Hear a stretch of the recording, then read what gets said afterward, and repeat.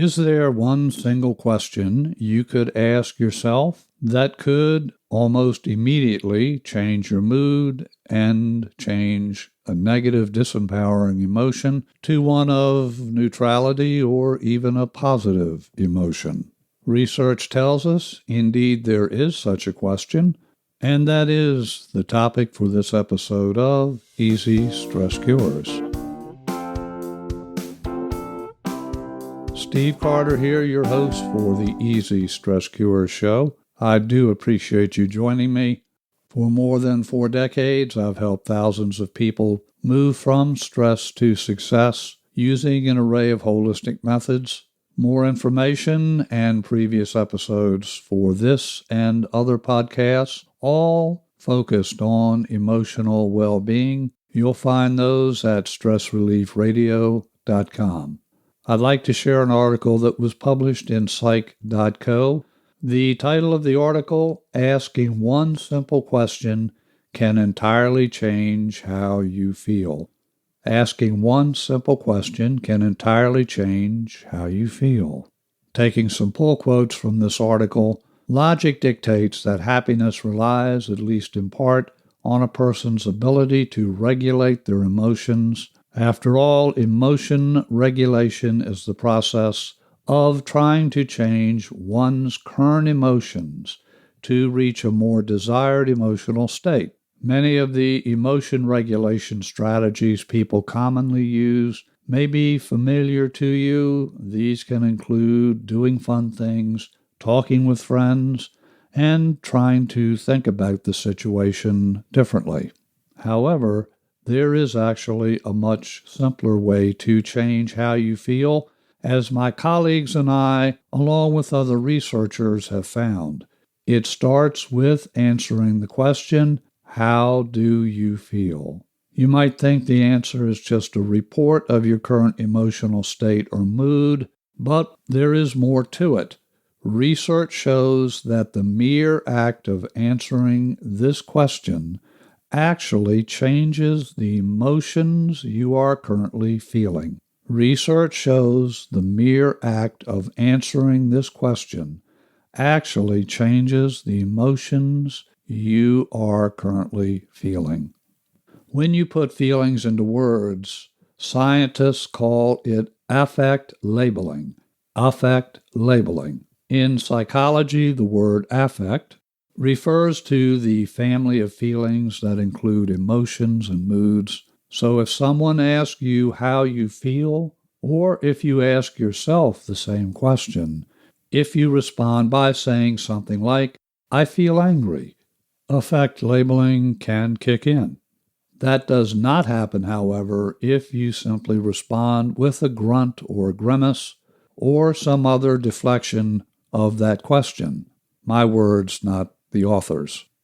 The article goes on, studies show that when people label their negative emotions, it can decrease how negative they feel. The authors go on to describe their research. One of the questions they were looking to answer was, does this affect labeling work for positives? Our interpretation of these new findings is that affect labeling does not have a uniform effect on reducing all emotions, but it does help people feel better by dampening negative emotions while also heightening positive emotions. Why would the simple act of putting your feelings into words help you feel better? To put feelings into words, people must first identify their emotional experiences. To do that, they have to reflect not only on what their feelings are, but also what may be causing those emotions. We propose that this leads to automatic reflection on what could be the appropriate course of action to address the identified emotions. In other words, when we label our disempowering emotions, that act alone jumpstarts the brain into working out how you can change that emotional state. The article goes on to talk about research findings relative to positive emotional experiences. We think the processes behind affect labeling probably work a little differently for positive emotional experiences or positive affect labeling. When you feel good, there is not necessarily something you need to address or a course of action you need to take. As a result, positive emotional experiences can often be quite fleeting. And my words here, not the author's. The brain is wired to identify and solve problems. This proclivity of the brain goes back to the fact that one of its main purposes is to keep you safe. There is no risk when things are going well, but the brain is constantly scanning the environment to identify potential risk so it can identify a proper response to a given risk.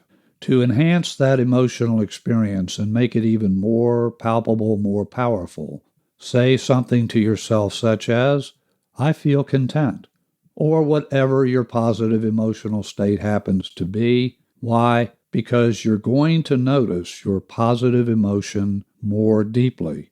Really connect with that positive emotion, perhaps even reflect on it. That way, instead of floating off almost immediately, that positive emotion can stay in place for a longer period of time, and that will help you feel better.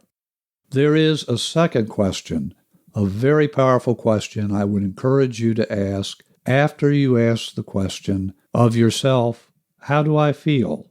or after you ask that to someone else. The second powerful question I encourage you to ask is, "How would I like to feel?" How would I like to feel? Ask that question and then go quiet. Be present. Allow the brain to surface an answer and then verbalize that answer, give voice to that answer in the form of, "I choose to feel happier. I choose to feel more balanced. I choose to feel confident." Whatever that emotion is, that positive emotion, give voice to how you would like to feel and use the model, "I choose to feel." Why would I ask you to use "I choose"? Because it bypasses your internal critic. In summary, the magic question is, "How do I feel?" And the second follow-up question is, "How would I like to feel?"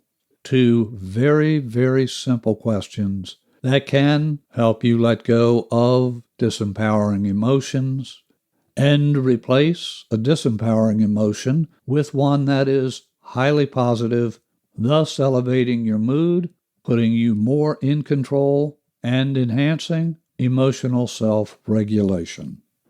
I encourage you to read this article completely. I will have this linked up in the show notes.